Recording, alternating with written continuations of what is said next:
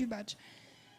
Alors, pour démarrer la journée, je vais inviter Benoît Malpeau et Gilles Tristram à venir. Donc Gilles Tristram, qui est directeur général, je ne me suis pas présenté, Catherine Esnouf, directeur scientifique adjoint alimentation à l'INRA et directrice de l'Institut Carnot Qualiment. Donc Gilles Tristram, qui est directeur général de l'AgroParisTech et qui nous fait le plaisir de nous accueillir aujourd'hui. Et ensuite Benoît Malpeau, qui est le président du centre INRA de Jouy en Josas, puisque l'unité AgroParisTech qui nous accueille est également sous tutelle de l'INRA et du centre de Jouy.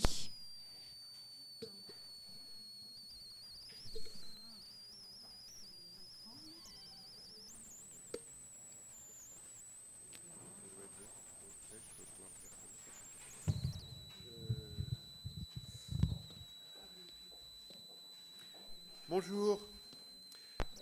Alors d'abord, bienvenue. Je respire trop fort. Bienvenue à toutes et à tous pour cette journée Qualiment ici à Massy dans AgroParisTech. Alors ça me fait très plaisir, indépendamment d'une casquette de directeur général, c'est que, en tout cas sur le site de Massy, sur le thème des aliments, sur l'UMR Génial qui vous accueille aujourd'hui, je me sens un certain nombre de liens affectifs importants. Voilà. Je dis 3 mots sur AgroParisTech, pour ceux qui ne connaîtraient pas. Grande école d'ingénieurs qui porte en même temps master, doctorat, master spécialisé. On est sur 8 campus en France. Ils sont marqués ici. 4 en Île-de-France, 1 à Nancy, 1 en Guyane, 1 à Montpellier et 1 à Clermont-Ferrand. Chacun des campus ayant une certaine focale particulière sur des objets de l'agriculture, de l'alimentation, de l'environnement, de la santé. Et pour ce qui nous intéresse dans le campus de Massy aujourd'hui, mais aussi de Grignon, puisque l'UMR GMPA est aussi présente, je vais en dire un mot.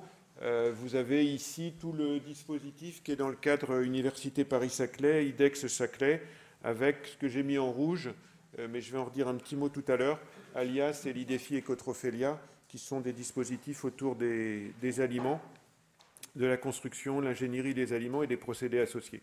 Dans AgroParisTech, il y a 5 départements d'enseignement et de recherche, dont vous avez ici les noms avec les acronymes.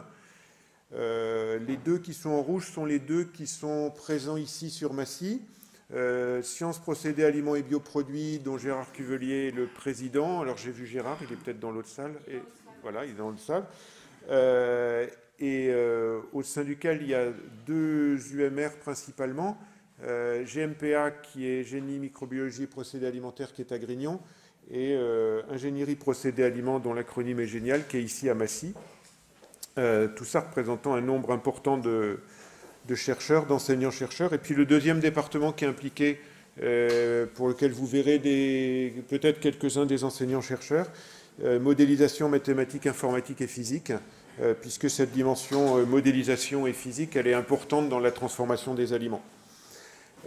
Pour juste donner quelques chiffres, et puis je m'arrêterai là pour la présentation d'AgroParisTech, je vous ai mis ici les quelques chiffres de placement des ingénieurs, des masters et des doctorants dans le monde de l'industrie alimentaire, des industries de procédés qui vont vers la pharmacie, la chimie fine et la distribution. Ayez en tête qu'entre ingénieurs, masters et doctorants, c'est 800 diplômes par an. Donc quand on met 20%, ça veut dire qu'il y a 20% de ces 800 diplômés qui rentrent dans le monde des industries alimentaires. C'est le premier secteur d'emploi pour les ingénieurs AgroParisTech et le premier type d'activité réalisée par les élèves quand ils ont un premier emploi dans ces secteurs-là, c'est la R&D. Le deuxième étant les activités de production et d'organisation de la production industrielle. On ne peut pas parler d'un établissement comme AgroParisTech sans dire un mot sur la formation, parce que vous allez voir beaucoup d'aspects recherche-transfert aujourd'hui. Et puis c'est le cœur de ce qu'est Qualiment. Du point de vue de la formation, il y a évidemment formation ingénieur, il y a aussi des formations master, donc ingénierie, produits, procédés, nutrition, sciences de l'aliment, génie des procédés, très dédié aux aliments, tout ça.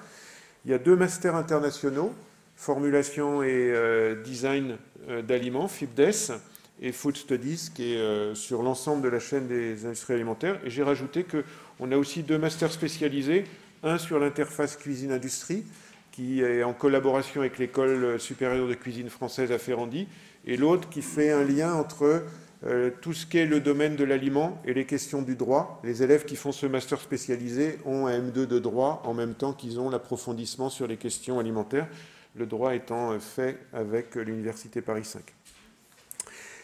Vous êtes accueillis dans une unité, donc Camille Michon ici est la directrice, donc qui est l'UMR Génial. Vous avez ici les 5 équipes de l'UMR.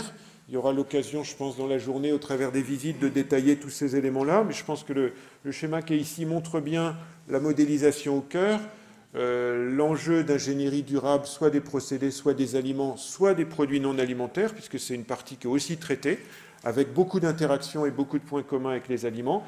Et puis 5 équipes qui traitent des questions importantes. Beaucoup de projets, mais ça vous l'illustrerez, étant des projets qui peuvent se trouver aussi sur 2 équipes parce qu'on va trouver des questions similaires, par exemple entre la structure et la construction chimique de l'aliment. Alors je vais m'arrêter juste un mot sur cette diapo. L'UMR, elle est mixte entre l'INRA et AgroParisTech, donc il y a des chercheurs INRA, des chercheurs AgroParisTech et un certain nombre d'autres chercheurs, d'autres organismes, universités, qui travaillent également dans l'unité.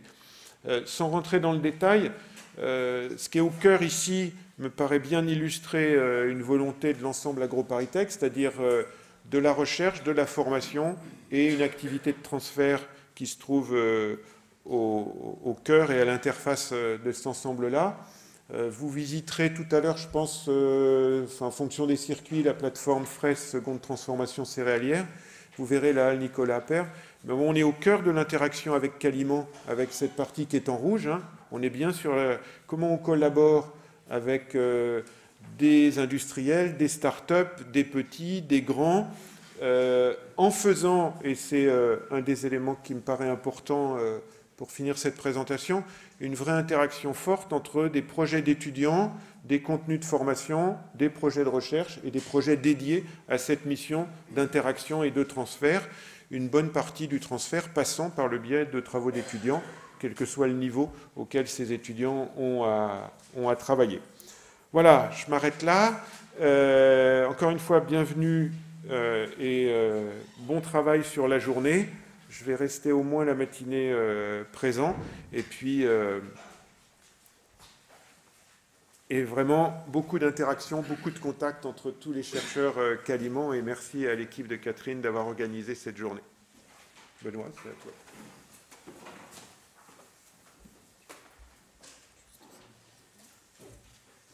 Merci.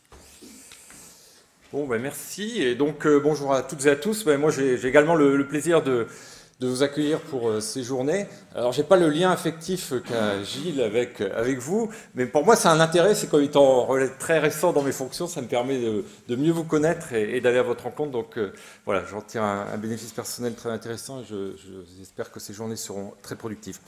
Donc, juste quelques mots sur le centre de Julien Josas d'abord. Donc, contrairement à ce que son nom l'indique, le centre de Julien Josas n'est pas uniquement localisé à Julien Josas, même si il y a 1500 personnes qui sont effectivement sur le site, mais il y a aussi des partenariats importants. Et comme cette unité géniale l'illustre bien, donc avec AgroParisTech sur ce site ou à Paris, avec le NVA Alfort, avec le CNRS, Agif et avec d'autres organismes.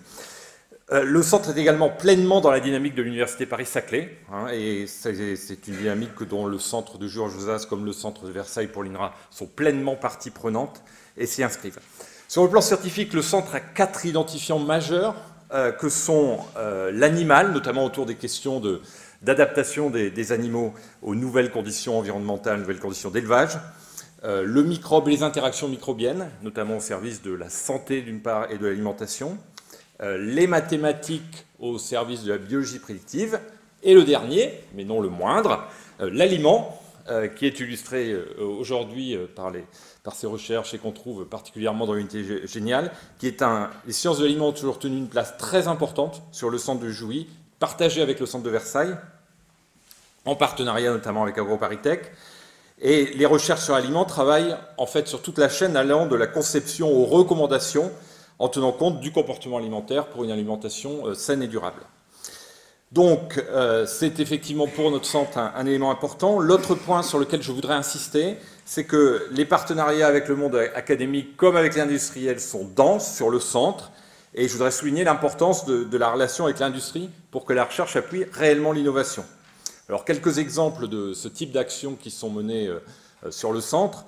On a par exemple l'hébergement d'un pré-démonstrateur industriel Métagénopolis qui est destiné à la fois à la communauté académique, médicale et industrielle, qui est construit pour permettre d'imaginer, puis de diffuser de nouvelles innovations vers la santé et le bien-être humain, son objectif étant de caractériser le microbiote intestinal et de décrypter ses mécanismes d'action.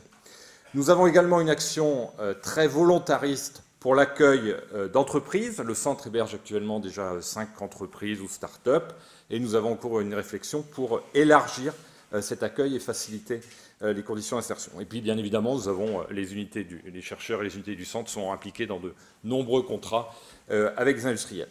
Donc voilà, c'est tout ce que je voulais vous dire. Je ne vais pas être trop long, et donc je compte beaucoup également sur l'action des instituts Carnot et notamment de Calliman pour dynamiser cette réflexion et renforcer cette dimension. Et je vous souhaite d'excellentes journées, et auxquelles j'aurai le plaisir de participer pour l'essentiel de la journée. Je devrais m'absenter en fin de journée. Voilà, bonne journée, bons échanges.